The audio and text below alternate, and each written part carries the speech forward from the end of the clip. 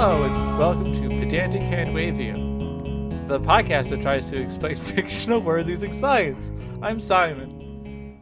And I'm Jeff. So that lag right there was because I really, every single time I do our intro, and I was thinking about this the other day when I was taking out the trash, did you ever see homestarrunner.com? Were you a Homestar Runner child growing up? Off and on. So there's a short where they're like, he's doing the intro to the website and he keeps on messing it up. And so one of the ones he's like, welcome to the USS homestarrunner.com. I'm your captain, Homestar Runner.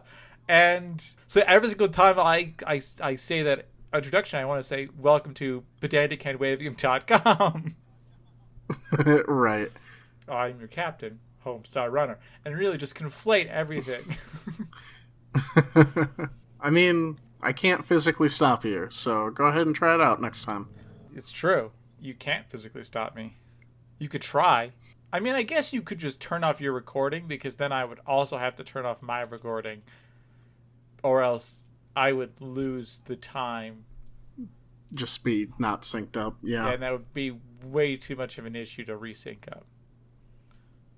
True. So that's a way you could stop this whole podcast right now, Jeff. You have control. I could. Yeah. You could be like you're like a union leader. Like a union. Yeah, I can turn off my recording and then just not tell you, and then do it all again tomorrow. Yep. Just because you want to talk to me so badly. You miss me so much.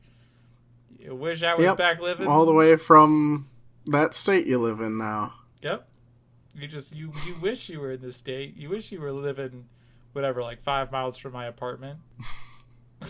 I have no idea how far you actually lived from my apartment. I'd say it was that far. What, from when you were in Ithaca or where you are now? Because it's quite a drive where you are now. Yeah, it's where I am in Utah. Yeah, it was maybe a few miles. Yeah, that makes sense.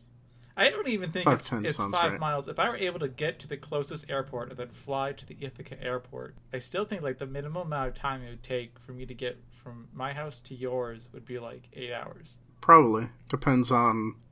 No, I could reduce that. I think what the airlines are doing. Yeah, that's true.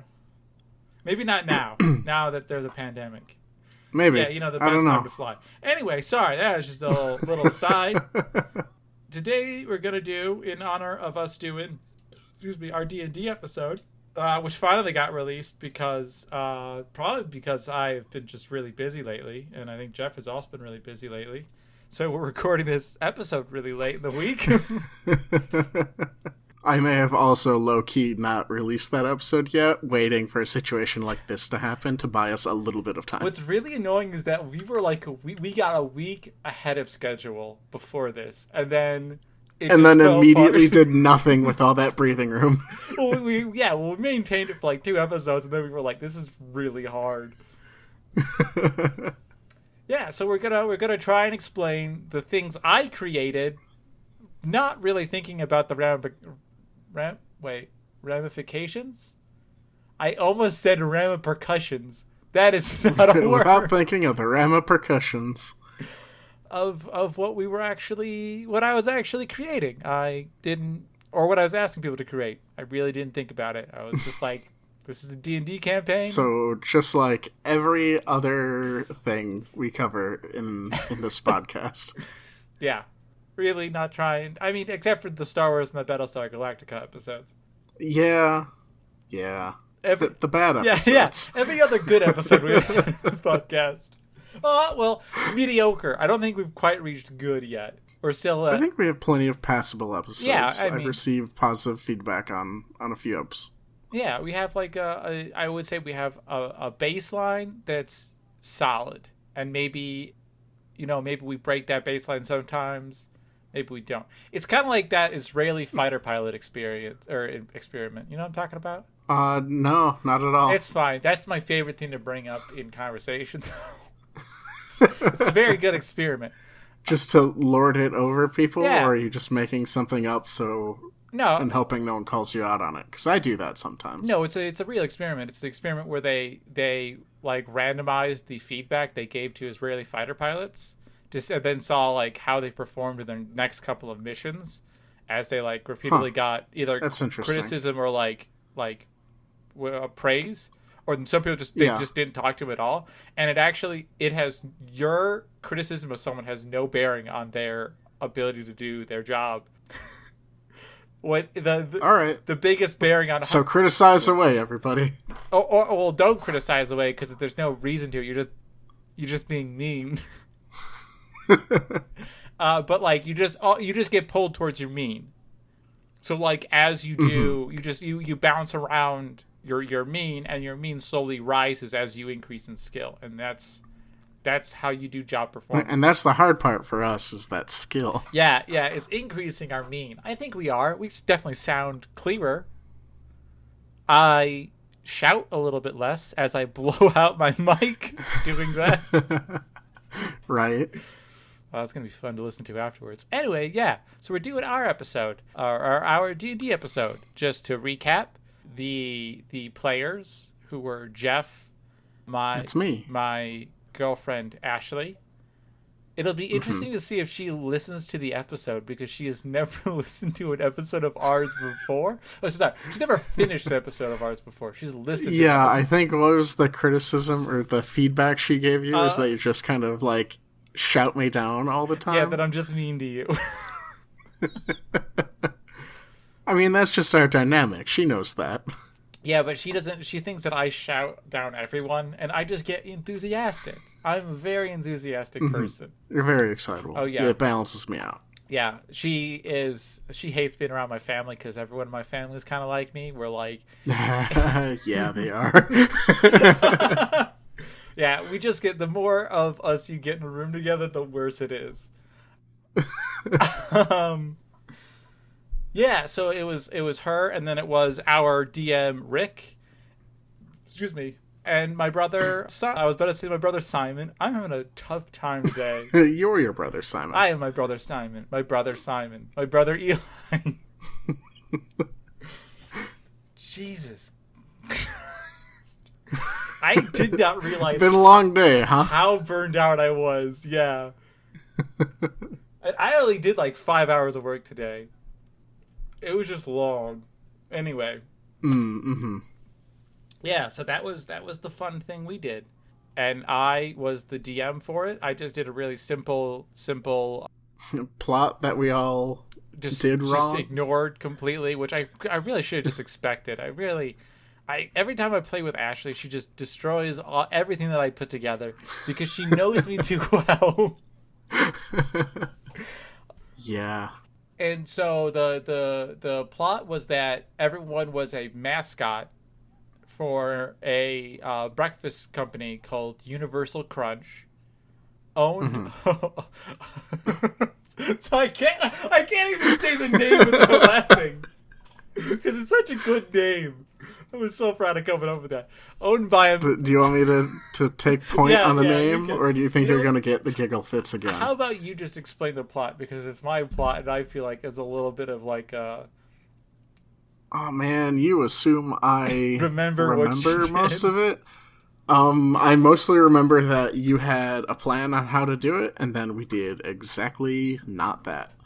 It's a company called the Universal Crunch, owned by a man named Ronald Crunch. And hey, he did it. He did it.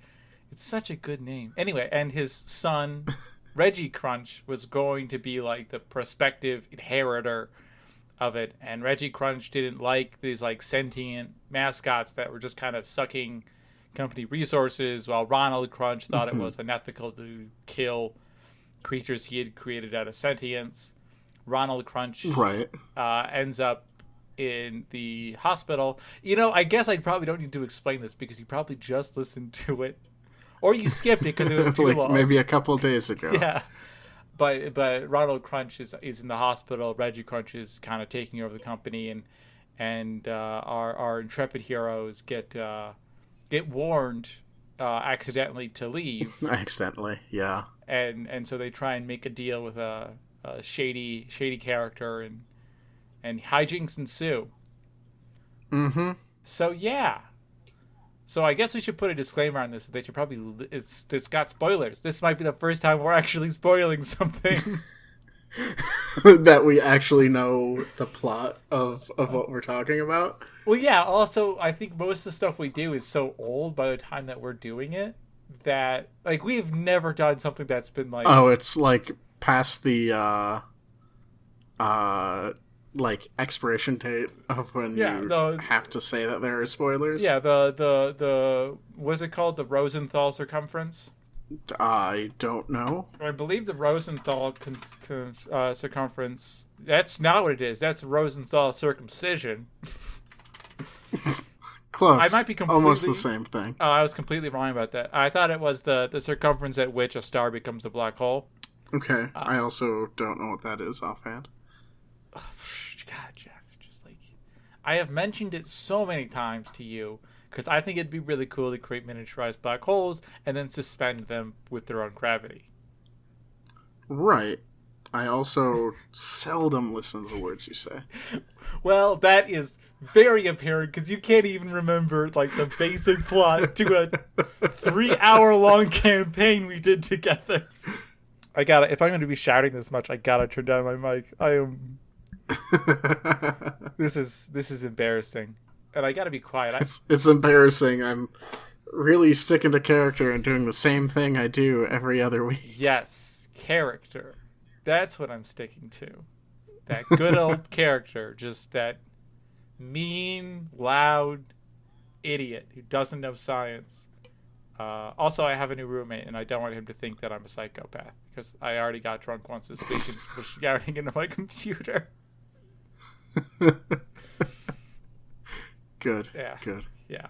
Oh man, what was I? Okay, so everyone designed their own characters, and I'm gonna put up the pictures that we have from the 2 pictures we have on Twitter. So the first one is my girlfriend's character, Sparky Sugar Blast. Yep. Now, okay, so actually, maybe I really just jumped into this. Well, no, you know what? I gotta stop. I gotta stop worrying about explaining future things. That's 20 minutes from now, Simon. Current Simon is wondering how Sparky worked. So Sparky was described as was really just a ball of energy. Yeah. Let me see if I can find the. I have no description. Sparky. I do have a picture though. Yeah, we have a picture of it. Yes, it's just a colorful ball of energy. Yep, that sounds right. Its descriptions are bright and volatile, and it does seem like it's made of electricity. She is made of electricity. I think I refer to it as a she. I don't think it has a gender. So they? Being a ball of kind of electricity? Yeah. Yeah, I guess actually kind of going into this for sake of explanation, each of the characters had kind of like back of the envelope like D&D stats and also 3 descriptors for them and 3 powers. Yes. And those kind of informed what the characters were capable of doing. Yeah. So here's what I was worried about. I'm also worried about like how do you add sentience to a ball of electricity? And I do believe I did not put a cap on the amount of electricity that Sparky can harness. True. Would it necessarily be that the entirety of Sparky is just like congealed electricity, or is it like centered around like a little brain that it has? I think centered around a brain is completely reasonable because Sparky does have eyes. Okay. Mm-hmm. So and it would have to process that input somewhere. Well, that plus also senses, yes. Plus that I feel like so we know it's not just electricity. We know there's something else that exists in the electricity. There's 2 eyes and a brain. 2 eyes and a brain. And I guess I'm not because I guess she does talk. I'm going to keep on referring to her as a she because she is played by Ashley, and I think I refer to her as a she. Mm-hmm. I think Ashley did too. But so, I mean, I feel like a brain is a really this is a weird thing to say, but I feel like a brain is a really general term. in science fiction. Like, what do we consider? Like, do we think that she's like, ooh, here's something we haven't considered? Mm-hmm. Do we think that Sparky is like kind of like silica? Like she's like a processor, Okay. and the electricity that's like around her and surrounding her is like the like her innate electrical charge that like a piezoelectric has or something like that. Mm-hmm. And maybe that's what she's powered by. Like, think like she has like a processor in her, Mm-hmm. and her like stored fat reserves or energy reserves are the electricity that's surrounding her.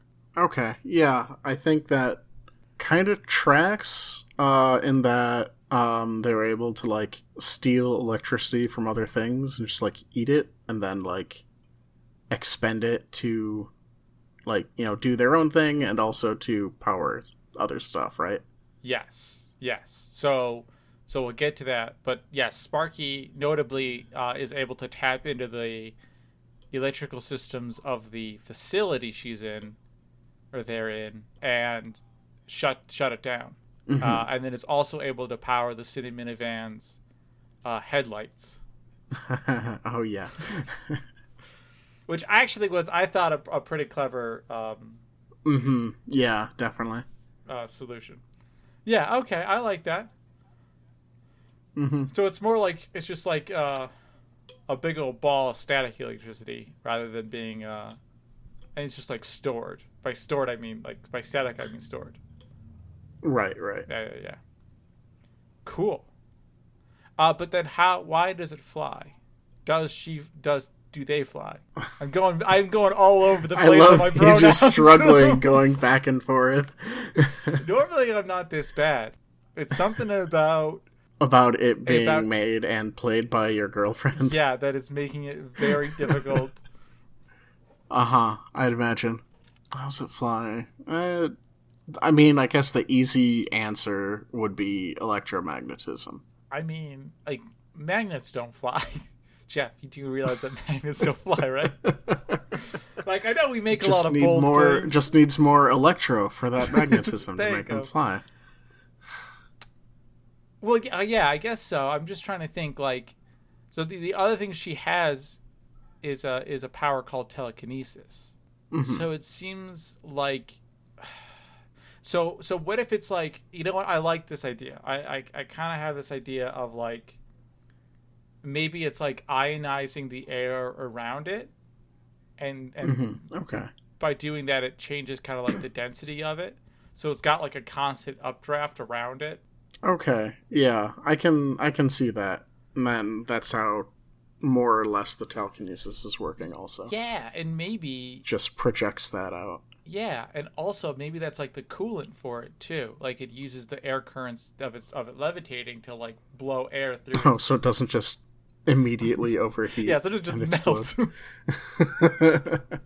Yeah. Okay, I like this. Yeah, I feel like that explains a few difficulties with its existence. Yeah. It's you mean its non-existence because it's a fictional character? You know, you gotta really get into the idea and the world. They're all definitely real characters. they're all. Simon. This definitely really. You were there. You played several of them. It's true. I played most of the characters in this. I was so many people. Do you think people who have like and you still haven't recovered? I still haven't recovered.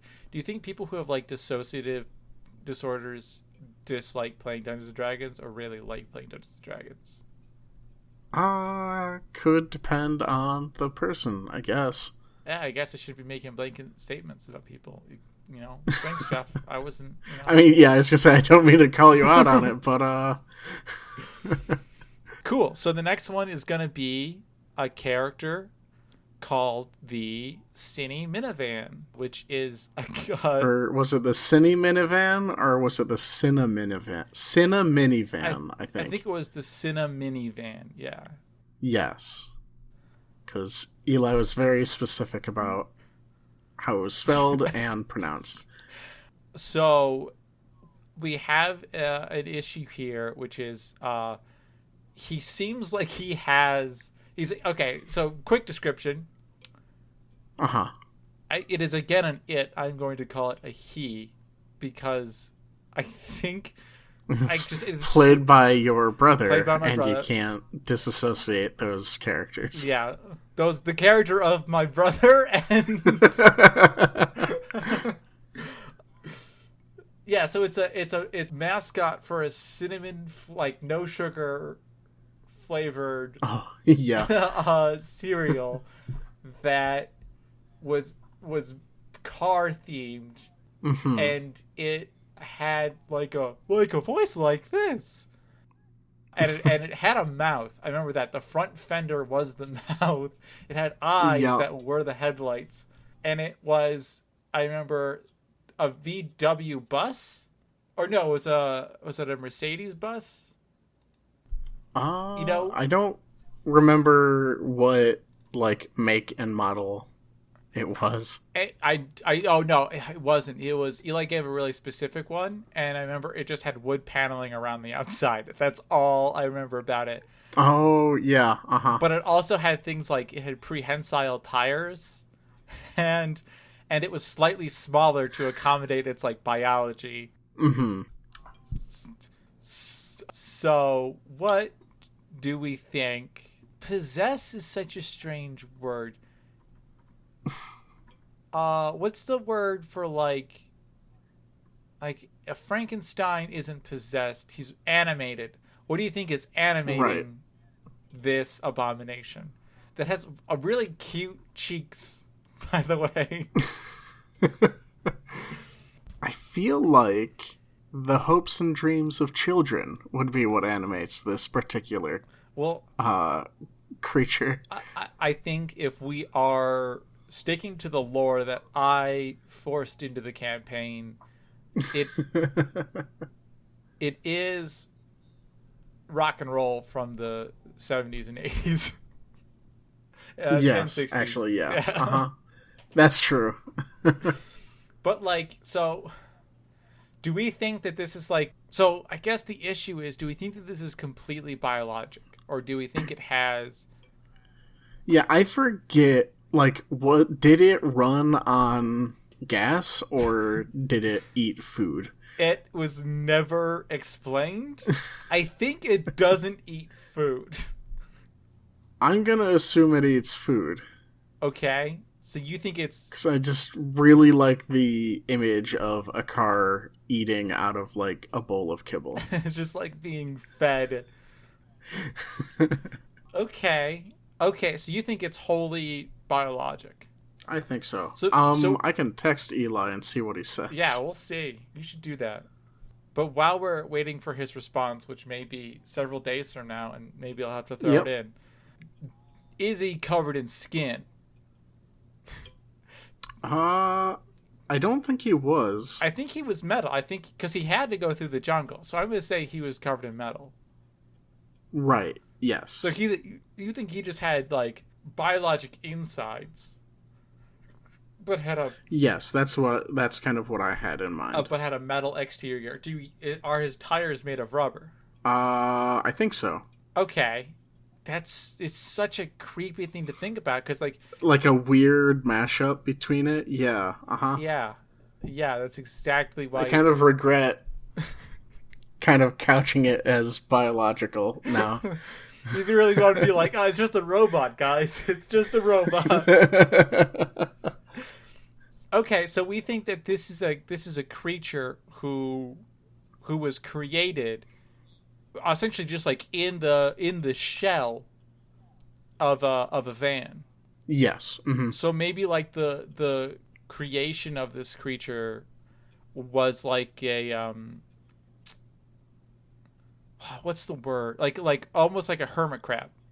Yeah. I can see that. Not necessarily like a hermit crab where it can like leave it trade out car bodies, but it could just be like like a mass of cells that then like grew into a car and like fused with it. Yeah. So then the question I have is, to create the prehensile tires, do we think that it has like chest muscles and that it's like on all fours? and then it can like pick up its chest muscles to like move its tires. Yeah, I hadn't considered that aspect of it being. Because what I'm wondering is, if you were to get underneath the cine minivan, Is it just like flesh yeah, under there? yeah, is it just like muscle? Yeah, that's what I was desperately trying not to consider. I would think. Oh man, that just makes it even worse because there was a part where my character picked it up and just like ran it through the forest. Yeah.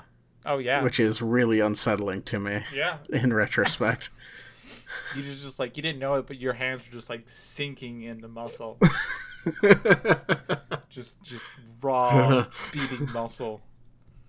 You know, I don't think actually. You know what? I'm gonna. You know what? That's my fault. Maybe it's not muscle. Who says that this is like a mass of cells? So here's the thing. Mm-hmm. What if this mass of cells isn't like human gross insides? What if it's more... It's like kind of gross human outsides. Yeah. A little bit less gross human outsides. Right. And so maybe it's more like... Because like, let's assume that the massive cells that it grows from are homogeneous. Like there's no like differentiation. So So it's more just like it has the ability to contract and expand specific parts of it to like ambulate, but that's it. So it's like octopus, more like not like a human being. Does that make sense? Okay. That part makes more sense than how you described it, which, like, you kind of described it like a slime mold that took over a car. I'm kind of describing it as a slime mold that takes over a car, but like a slime mold that can move around. Like... Right, like a slime mold. Yeah, like a slime mold. Wait, can slime molds move? I think so. Oh, I didn't know that. I thought I was gonna... I mean, I'm not 100% sure. I assume that if they can, it would be kind of like just pushing everything through appendages in one direction and then retracting from behind. I mean, yeah, it would be like... Or just growing towards food that way, I guess. Steve McQueen in... what's that movie called? The Thing. The Thing? Is that the one with the big old slimy thing? I don't remember if it was slimy. I bet it was like gooey. Oozy. Maybe. I thought it was like, looked like it was mostly made up of like gross bone chunks. Maybe. I haven't seen The Thing in a long time, and it's a black and white film, and it's very hard to differentiate objects. Yeah, okay. So I like this idea. I think that this is a good kind of... But like, so its eyes are just like... It has the ability probably to like take in sensory data from some kind of internal... Like, how does it see then? Yeah. Because I can see how it could talk. Like, a vibration is something that like is possible. It could make noises. Right. Like and then a vocal just cord kind of thing. with enough practice would be able to emulate kind of speech as best as it can, I guess. Yeah, and that's probably why it talks like it does. But it's... But it's eyeballs. Okay, yep. That is the vibrating is what gives it the kind of silly, high-pitched kind of voice. Yeah, exactly. I have an idea for the eyes, actually. What if all the cells, sorry for the stuttering, what if all the cells are photosensitive? Kind of in the same way that like human skin cells are photosensitive. Like it just increases the pigment in our skin, but the pigment in the cells themselves actually is like receptors, like cones and rods, so that when it has the openings for the headlights, that's the only place where like light consistently comes in. Okay. And so that's the area that it's grown the most of those pigments. I can see that. Yeah, that gives it like a fitness advantage to grow in that way, I guess. Yeah, and that way it can adapt to whatever body it's supposed to be growing inside of. Mm-hmm. And maybe this is just how... So one of the things I wanted to get on is like, how are they creating these guys? And maybe that's like something we should store away. It's a pretty good explanation. Like, they just create this one kind of slime mold, and then they just kind of grow it inside of husks to create their kind of inorganic mascots. Yeah, I can see that as an explanation for the terrifying organic and machine hybrid. You know, you say he's terrifying. Type. I think he's kind of cute. He's got a pretty cute face. Yeah, he was pretty cute until I considered that there was flesh underneath of it. Hey, man, I don't know if Buff Biffman has lived any differently. Maybe to him that's like kind of sensual. I mean, I don't know. I didn't ask. You didn't ask the character that you were playing? Yes, that's true. Because the character, I hadn't considered that possibility either at the time. Maybe that's now he's going to consider it now that he's in the real world listening to this podcast about himself. and just so we can say, we're like Buff Biffman. We've already talked about this before the podcast. Yes, Biff Buffman.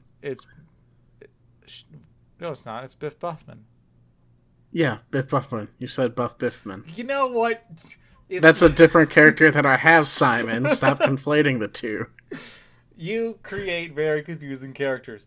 He is the... we decided that he needed no scientific explanation because he's literally just a guy who lifts all day. He's just a very strong man.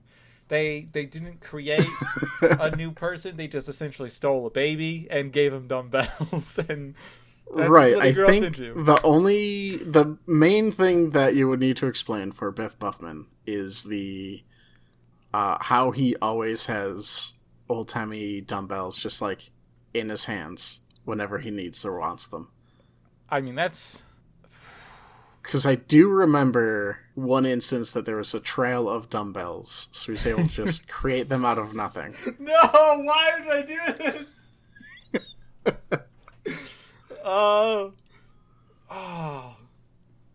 Maybe... What about this? Maybe they tried to create a human. Maybe they were, like, experimenting, and they were like, you know what, if we can create a ball of electricity, or a very smart rat, or a... How hard can it be to make a human? Yeah, an ambulating minivan. How hard? And it turned out to be very difficult. And it's kind of like monkeys on typewriters. And just it happened that the like they got most of the way there, except for can generate dumbbells. Yeah. Well, kind of. I was gonna say it's more like they got to the point where it's like the synthesis of iron in his body, and instead of like going entirely to hemoglobin, it also makes dumbbells. and maybe he's pooping them out. Like maybe it's like an excreta like. Okay, yeah. So he, like, because he's just glistening in sweat all the time, he can like wipe the sweat off into the shape of a dumbbell. Well, I was saying he was pooping the dumbbell. Yeah, I was trying to avoid the pooping one because that means he just like is power pooping while juggling dumbbells. Jeff, I'm not the one who created the character. You are. My characters all made sense. I don't know that, but I can lean into the power pooping dumbbells explanation. Yeah. And he's not power. And, like, that's just it. It's how he explains, like, the flourish for when he's juggling them. Yeah. It's like, oh, it's going behind my back, and I'm making more. Yeah, and I don't think it's power pooping. I think he's got. I mean, he's probably made for it, so it's probably not difficult for him to poop out dumbbells. He might even have like a different, a separate like valve for dumbbells. That's a good word. That's a good word for it. A separate valve for dumbbells. Yeah. You know, those human valves. And you know how Octopi have like on... all of their things in one place? It's because they got all their valves just right there in one place. You got your sea valves, your smell valves, your... Yeah. You get it. Yeah. Sorry, what were we going to say? The cinnamon van, according to Eli, runs on cinnamon. Boy. I think that's fine. I think that has more to do with like they want to keep the smell and the taste and the look consistent of the cinnamon minivan. There. Mm-hmm. Like, they want it to be cinnamon colored. They want them to be cinnamon smelling, and they want them to be maybe taste like cinnamon. I don't know. Could. He might. Who's to say? Yeah. So that's what I'm going to say. So he is organic. He definitely is organic. And that's with that, it would insane. definitely be organic. And he's like just like a koala. Like, he lives off of one plant that's really not full of a lot of nutrients. Right. Probably sleeps a lot. I did just realize we did just open up kind of a can of worms, being like, could you kill and eat the cinnamon? I mean, you would have to, like, butcher out the meaty parts. But you yes. do it. It'd be like sorry, this is something I find horrific because I love them, but it would be like a turtle or a clam. I don't like clams. I do like turtles. Where you have to, like, boil out the insides. Right. And make a stew. Yeah. Yeah. Mm-hmm. You know, sometimes I wish we had never started. You didn't have to consider eating your brother's creations. Yeah. Definitely. Anyway, so I guess the last character we have to explain, and I like it that we're explaining the things that are not me, is a character named Gino. Right. Who, if... was a people-sized mouse. A people-sized mouse. With amphetamines. Yes. So he was a mouse that was, like, created to fight to be, like, anti-marketing for GMOs, against GMOs. Wait, for GMOs. So he was against GMO people. And they were like, right. Look at the incredible things that GMOs can do. We made this mouse. Like you do. Rick, being the clever guy he is, decided to give Gino a bunch of phrases. One of them is, GMO stands for great meal, obviously. Well, can I say, like, it was maybe like halfway through the game I realized the joke of the cereal Rice Krispies. Yes. It was like halfway through and I had to, like, suppress the sound of me realizing the joke. Oh yeah. Like, that's clever. I like that a lot. Rick did a great job with this. Oh yeah, definitely.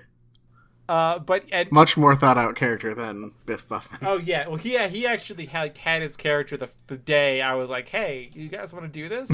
And he just had it like stock ready to go. Yeah, so he had like 2 weeks to just build into the character. So he had 3 serums that were his powers. He didn't have actually, surprisingly for being a human mouse, he had no powers. Right. He did, however, just have, like, syringes full of... Sorry, he had 3 syringes. One that was an intelligence serum, one that was an endurance serum, and one that was strength serum. And they were all specific drugs. Intelligence was amphetamines, endurance was psilocybin, and strength was anabolic steroids. Yep. So the question is... I think he gave amphetamines to the bull, and it caused the bull to get high and go and crazy. Language. You want to give that a second pass, or you're going to bleep it? No, I'm going to go really crazy. There you go.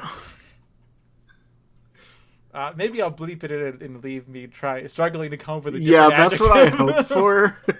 Like, low-key, that is my hope. Be like, this is Simon's entire vocabulary is just cuss words. You might tell from that D&D episode we released. Yeah. And then had to make Simon do a second pass that was cleaner. I think, we didn't do a second pass. I think I just bleeped it all out. Okay. Mm-hmm. Who's to say... Also, I'm sorry if I didn't bleep out all the swear words.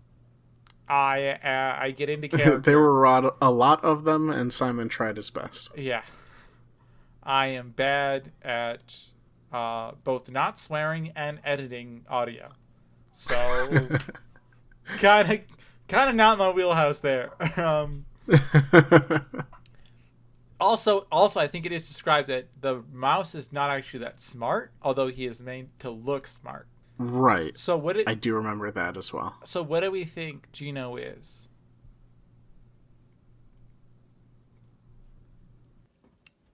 That was a good long silence that I'm also going to keep inside there. Is a actual person with mouse DNA injected into them. Okay. So we're thinking like a CRISPR style kind of virus. Yeah. Mm-hmm. Takes over the body and just covers it in maybe not mouse DNA. Oh, here's a question or an idea. Right. Instead of mouse DNA, maybe what it does is just kind of work on the existing DNA in the human body to make the human look more mouse-like. So like it. I mean that works too. Just because I feel like definitely. I feel like if I you know, cut the DNA. You know, I have a very small scalpel, a very precise scalpel, and I cut the DNA out of a mouse, and then I cut the DNA out of a person, and I put the mouse DNA in the person. You follow me? Yeah. Mm-hmm. The person does not. That's how scalpels work. That's how scalpels work. That's what scalpels are used for. The person doesn't turn into a mouse. Oh, I mean, I'm saying this was from like fetal development. Like in vitro, rather, like start to end modified person. Okay. I like it, and I think it actually we can kind of merge the two of them. So maybe it's like a combination of the two. Because if it's in vitro, what you can do is like stop the development at a certain point in time. Mm-hmm. So maybe it stopped it earlier when it was still kind of like between lizard and human phase. Mm-hmm. And that's why he's an idiot. Not to say that. So I actually should. Not to say that preemie babies are idiots. They do become fully developed humans. But if you had a baby that perhaps was genetically engineered to become a rat, it would have the intelligence of somewhere between a rat and a human. Right. That's what I'm saying. And it definitely didn't receive like any appropriate. Yeah. We have no idea. Like, it wasn't raised well. Yeah, like, we have no idea. It was raised, like, in just a lab in an underground facility. Yeah, there's no... We saw so it didn't have, like, the social structure to really help support him. Yeah, no educational system. You know, probably pretty good healthcare, but... I mean, that only goes so far in helping your IQ score. Yeah, good healthcare, but probably bad bedside manner. Yes. Only the most callous doctors can make mouse people. Yeah, this is like human eugenics kind of thing. You know, this is a really unethical... You know, I was trying to make Ronald Crunch. Oh, yeah, I don't... like, there's nothing ethical about this, aside from realizing that maybe we shouldn't euthanize all of them. Yeah. I mean, I think, well, at least he's got that. So he's not Hitler. He's more like... Right. Like eugenics era America, where he's like, let's not kill them, but let's just castrate them and then lock them up. Yeah, it's a much better alternative. I also like the pitch slogan of prokaryote, probiotic, pro science, pro your body. I'm gonna put these pitch slogans in Twitter so you guys can see them all, but they're very good. Sorry, I just like bulky appearance for a rat. Cool. So now we got the characters down, and we got 10 more minutes left in the podcast. So I'm gonna leave this up to you, Jeff. Do you want to talk about Gary the Grapefruit, who is the mobster grapefruit? The drug sweat that he creates, the unseen horror, which is a monster of darkness and, well, horror, fear. How you get a jungle growing underground without, I assume, UV lights, because no one has a tan or no one has a sunburn. So yeah, you get to choose between those 4 things. I think the people would be most interested in learning about the unseen horror. The unseen horror. Okay. Yeah. Well, he's a really nice guy. He's just got a bad lot in life. You know. He's just misunderstood. Yeah, he's just misunderstood. He's an unseen horror. He's unseen. He's trying his best. Yeah, I mean, like, if you had spent your life being unseen, if like, no one paid attention to you, all they said was just you're horror, you're really scary. You would also drive people insane and cause them to kill each other. So here's the question. Mm-hmm. So the question is, what is the unseen horror? So all we know about the unseen horror is that he was created as part of like the fantasy version of the Monstars Halloween. Yeah. The Halloween, and someone was like, it'd be really funny if we created like the ultimate killing machine that drove people insane as like a mascot. Hilarious. You know how like you have those mascots, Freddy and Jason and what's his name from the Silence of the Lambs? Good old Freddy, Jason, and what's his name? Hannibal is the name I was thinking of. Why not have a monster that has an indeterminate shape? So here's the thing. The unseen horror, I believe I described as just like a black pool that can form like sometimes corporeal shapes, but they're kind of fuzzy. So do we think that the unseen horror is actually unseen? Like do we think it's... Is it that it's actually unseen, or is it that it like messes with the psyche of the viewer? Yes. Or is it so like is it so horrific that it's like almost like the human mind rejects what it's seeing? Yeah. I lean towards that. I like that. That it's the human mind. It's just like, this is unfathomable.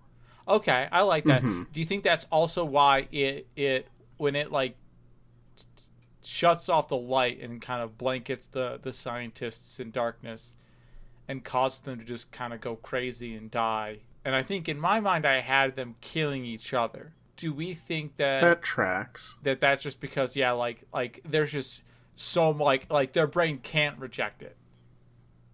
So their brain just loses. Oh, like how it kills people is like it just grabs them by the face and forces them to look. Yeah, it completely surrounds their world, inhabits their world. Mm-hmm. I like that. So the question is, why does the cine minivan's lights, once they're super powered, penetrate the darkness? Yeah, penetrate the darkness. Maybe it just is also made of like Vanta black or something, or like that's the color that it is. I feel like if it was, it wouldn't be that scary. I feel like it needs to be like all colors at once. Okay. I'm sorry. I know that's kind of hard to visualize and think about. Well, like, I mean, it depends on which explanation for color you're going with, but it like is, or it is the opposite of that, to be black. Yeah. Okay. So I was thinking more like, so you think it actually is the color black? Right. Okay. But then even if it was the color black, why wouldn't... I mean, it has to have some kind of corporeal form. Mm-hmm. Unless it doesn't have a corporeal form. What if, throwing out the idea here, the unseen horror doesn't like actually exist, like, and it's just like a gas that fills a room, or not even that, it's like a gas that fills a room. I was thinking more like it's just like, it's like Freddy Krueger. It's like or like the dancing plague. It's like a psychological disease. It's just like a mimetic sort of virus that you get. Yeah.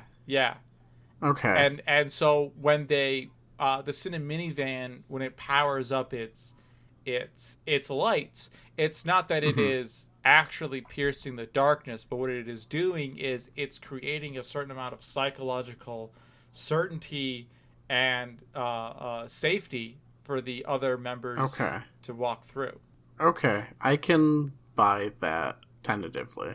Well, it's got to be permanently because we're at the end of the podcast. All right. Well, I mean, I was just going to let you cut it off at the end and leave it as tentative forever. And never explain it. I'm just wondering, like, what's your issue with that?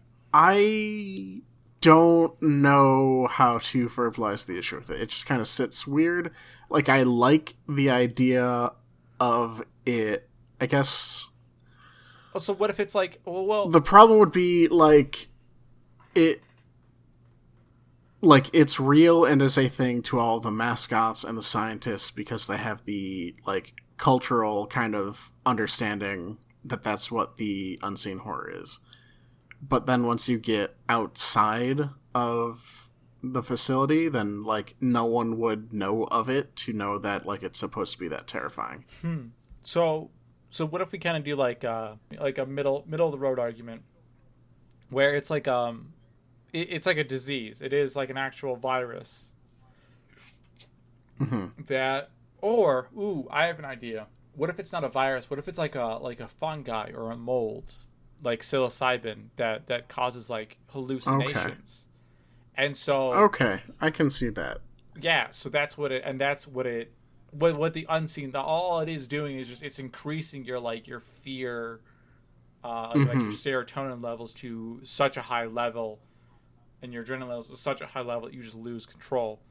And so when the mascots see them in the facility, they're getting very low doses of it, so they can see the darkness that is the cloud of spores, but they can't see like the they don't have the horrible effects of it. Like they don't go crazy. Mm-hmm. And that way it also affects the like side of kind of that idea where it might just be like they are like it is spores that is the black color and they are light sensitive.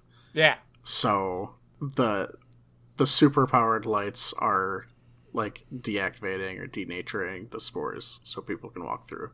Yeah, that makes sense. I like that too. Cool. And so that's the last thing we were going to do, everybody. Congratulations. We're just never going to address the other things because, you know what? I think I did everything else perfect. There's no problem. Everybody knows that that mascot sweat is a drug.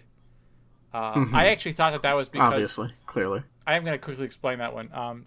Yeah, I feel like you actually had some backstory for that going into it. I did. And you might want to explain it. I figured that the scientists making the mascots weren't like completely great at their job, and so the certain mascots would like bleed human hormones out of their sweat.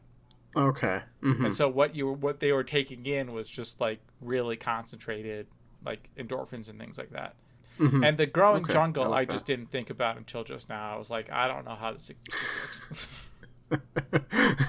I figure like I don't know how they have a completely separate biome. Yeah, like maybe they have genetic abilities. Maybe they just grow jungles that don't require UV light and they can work off of colored light. Maybe there's just like overhead UV bulbs that they switch out every couple of months. Or like that are just over the jungle. Yeah. Yeah, that makes sense. They're very light or something like that. That makes sense. Mm-hmm. Okay, cool. Anyway, thanks for listening, listener. You. Thanks for being here. Yeah, you. We appreciated you. Yeah. Sitting there. Or walking. Or working. Yeah, or lying down. Or cleaning your house. or lying down, staring at your ceiling, just facing the existential dread that is reality. Welcome to 2020. Yeah. It's going to be a good year. Call to action. Yeah, call to action. So, our music is from Joe Sopchak, and we thank him for it. Thank you, Joe Sopchak, for your music. Yep, I need to ask him for more of his information. Any information to include that I would love to include? I don't know if he's written music in a little while. He's pretty busy at his normal job. Also, you should follow us and like us and subscribe to us and comment all of your podcasting just apps. Any podcasting app except for one that you shouldn't use because we're not on it. Yeah, you shouldn't use Podbean. You should remove it from your phone, and you should remove it from everyone else's phone. And, you know, maybe write them a letter. Be like, hey. And write them a letter after the fact. Hey, so I deleted this thing off of your phone. Be like, hey, it's really difficult for my favorite podcast, Pedantic Handwavium, to get on your platform because they don't have that much time to dedicate to it. So maybe make your process easier. Because they don't want to pay to be on a different list of podcasting like repositories. Yeah. So, but I mean, like, if you got any other ones, hey, we're there. We're right there on iTunes, guys. You can find us. We're there. Yeah, we're on iTunes. We're on Spotify. That's all anyone uses anyway. Yeah. Or we're on, apparently Stitcher's big, I think, too. Yeah, we are on Stitcher, I believe. I think really what we got to get on is NPR One. Just gotta land that NPR contract.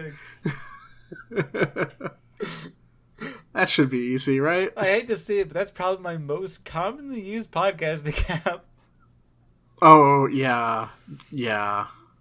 Actually, I don't hate to say it. They got some good podcasts. What? They got some good podcasts. Yeah, because they're all like professional radio people who know how to do things like sign off and make sure and not have a 20-minute rambly call to action. I just thought it's part of the bit now. I think it is. I think people enjoy. This is the part where they get to know us as people. Which, I mean, it just makes you feel good. It makes you feel like you have a friend. It's a parasocial relationship you have with us. Don't worry, we all have parasocial relationships. I personally have one with a man named Brian David Gilbert. It's fine. I accept it. I think you got too specific. Maybe I did, but if my girlfriend makes it this far, she's gonna be like, yeah, and that's why I gave you Brian David Gilbert and Unraveled as your theme stocking this year.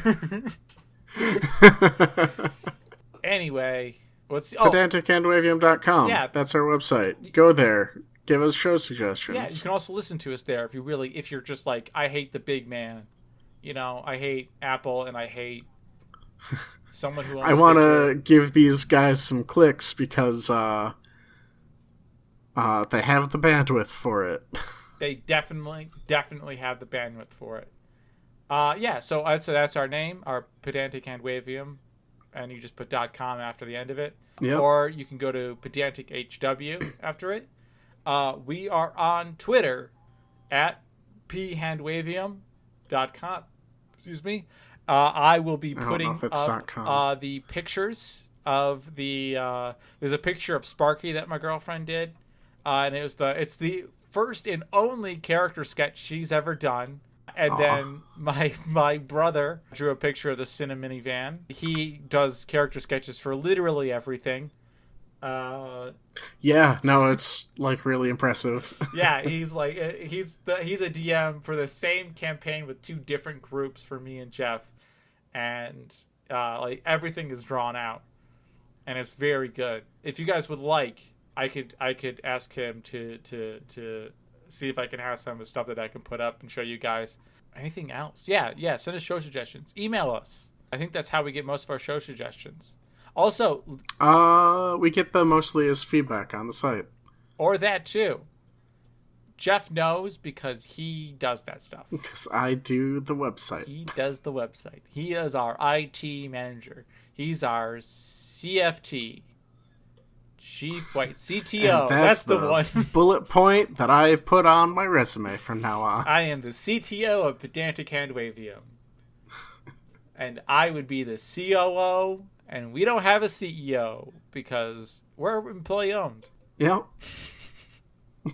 And by employee we mean also us, who has free time sometimes to record. And a little bit of disposable income to maybe keep it running. Yep. Anyway, thanks. It's been like a 10-minute long outro. I think we did a good job. Yeah, I think that's on par with how we normally do it. Yeah. So I would like to shout out to people who retweet our episode tweets when we release one. You guys are really helpful. We don't pay at all for advertising, so it is nice when people do that's respond true. to We us. barely We do not have the pay money. for servers. I may have to end up actually paying for my school this year, so I'm like, gotta start clamping down on that. Ugh, God. Yeah, no, you did it again, huh? Yeah. Okay. Good night, guys. Good night, everybody. We love you.